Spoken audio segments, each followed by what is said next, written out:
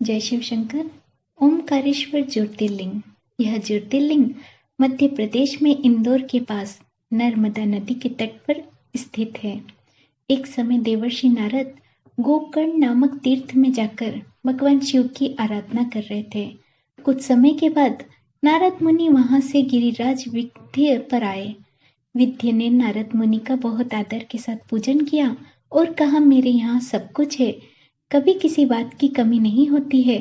विंध्य की अभिमान भरी बात सुनकर नारद मुनि लंबी सांस खींचकर चुप रह गए। यह देखकर विंध्य पर्वत ने कहा, मुनिवर, लगता है आप मेरी बात से सहमत नहीं। आपने मेरे यहाँ कौन सी कमी देखी है?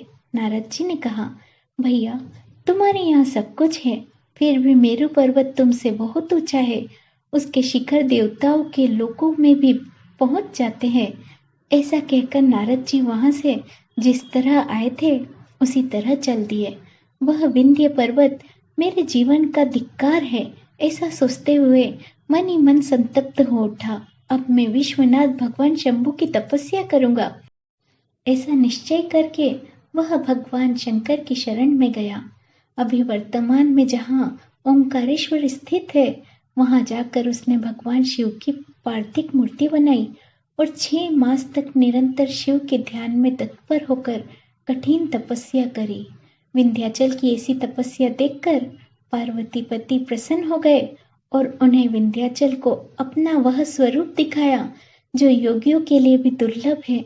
वे प्रसन्न होकर विंध्याचल से बोले कि हे विंध्य, तुम मनोवांछित वर मांगो। मैं भक्तों को अभीष्ट वर देने वाला हूँ और तुम्हारी तपस्या से प्रसन्न हूँ। विंध्य बोले, देवेश्वर शंभो, आप सदा ही भक्त वत्सल हैं। यदि आप मुझ पर प्रसन्न हैं तो मुझे वह बुद्धि प्रदान कीजिए जो अपने कार्य को सिद्ध करने वाली हो। भगवान शंकर ने विंध्य को वह उत्तम वर दिया और कहा, पर्वतराज विंध्य, तुम जैसा चाहो वैसा करो। उसी समय देवता ऋषिगण वहां आए और शंकर जी की पूजा करके बोले कि हे प्रभु, आप यहाँ स्थिर रूप से निवास करें। देवताओं की यह बात सुनकर परमेश्वर शिव प्रसन्न हो गए और सबको सुख देने के लिए इसे सहर्षि स्वीकार कर लिया। वहां जो कि एक ओंकार लिंग था, वह 2 स्वरूपों में विभक्त हो गया। पहला ओंकारेश्वर और दूसरा अमलेश्वर नाम से संसार में प्रसिद्ध हुआ। ये दोनों शिवलिंग भक्तों को अभीष्ट फल प्रदान करने वाले हैं। उस समय देवता और ऋषियों ने उन दोनों शिवलिंग की पूजा की और भगवान शिव को संतुष्ट करके अनेक वर प्राप्त करे। इसके बाद देवता और ऋषिगण अपने अपने स्थान चले गए और विंध्याचल भी अत्यंत प्रसन्नता का अनुभव करने लगे। जय शिव शंकर।